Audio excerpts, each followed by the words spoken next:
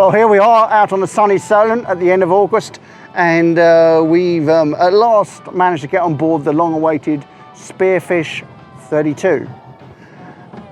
This retro design, if you can call it that, is based on the original Alan Bernard Spearfish 32 hull, but it's had an extensive modern makeover, basically from the deck up and naturally all the engineering.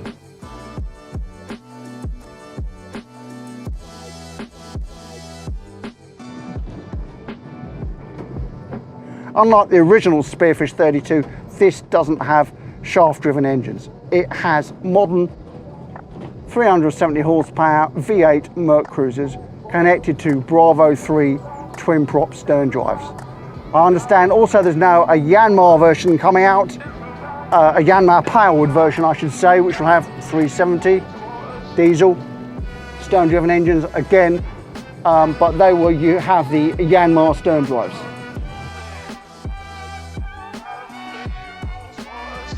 Performance.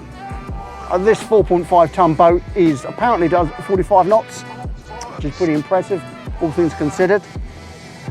She's a superbly finished and superbly built boat. You'll be hard pushed to find any detail, even behind the scenes, no matter how deep you look, that isn't perfectly finished.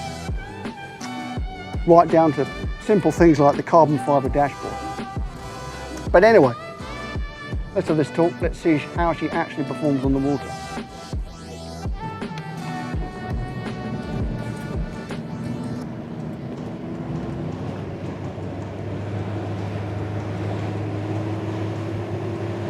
Well, it's very flat calm at the moment, but I'm reliably informed that this steep fee hull with a transom deadwise angle of a very rakish and super sharp 26 degrees is exceedingly sure-footed and soft riding in the rough weather.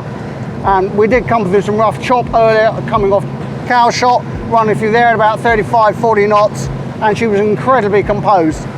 Not a single creak, not a single groan from the hull, and you really don't get much impression of speed. Just about 2200 RPM now.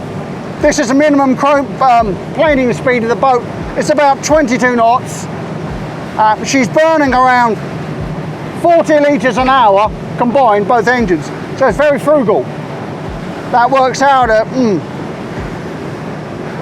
top of my head, about 2.5 miles per gallon, which is not a particularly greedy fuel burn. But of course, no one buys this boat for that sort of thing, do they? They buy it for this.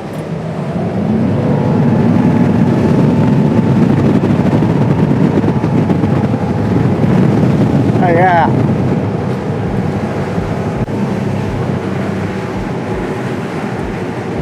She's fitted with a very, very responsive zip weight automatic interceptor trim tab system. Gets her on the plane in next to no time. But one thing is apparent with a boat with such a sharp transom deadwise is that the heel and the turns is considerable, as you can see.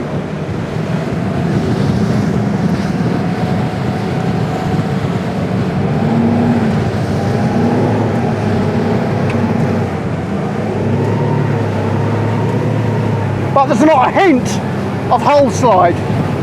The only thing that's going to be of any concern when you do this is possibly if you've got the mother-in-law or the family on board. Yeah, they probably won't like it, but you're going to love it. She does run a natural 4.5 trim is very good. I haven't yet started playing with the trim, but I'm told she only wants a little bit of trim out on stern drive legs once you start pushing past 30 knots. And all honesty, for most sports boat like driving, you're just going to leave it, let the interceptors get you up on the plane quickly, and then enjoy the experience.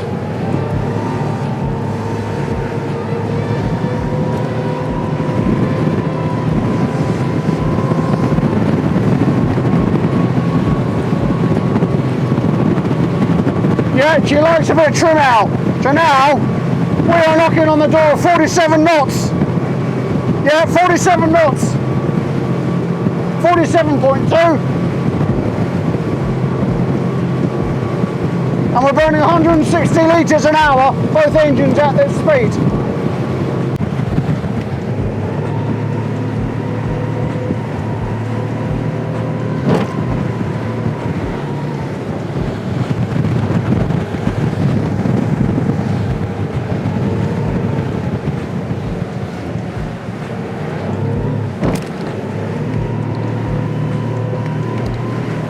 you have these superb shocks suspension seats. They are fantastic, but really don't really need them because it's such a soft riding hull. But I suppose if you're really going to town in rough weather, yeah, they certainly save your spinal cord. Easy to stand, a good standing position. I like this position. I actually prefer this, even though the seating position is a close second. It's good because the deck here angles slightly where your feet go, so your feet are not flat, they're leveled up slightly, and it gives you that perfect purchase, so you can push yourself back into the seat and have yourself a nice firm position for when you want to drive this boat in the manner that it's been designed to be driven. And there, it's a pretty good position for driving in. Perfect view over the bow. You're not having to crane your neck. The throttles fall perfectly to hand the wheels just where you need it. It's a great position. Ideal for a bit of spirited driving.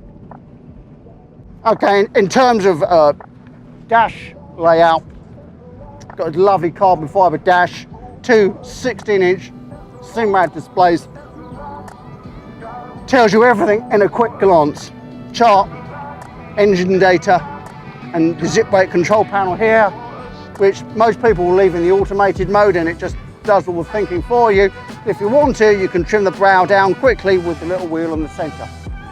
It really is a kind of drive and forget sort of Helm setup.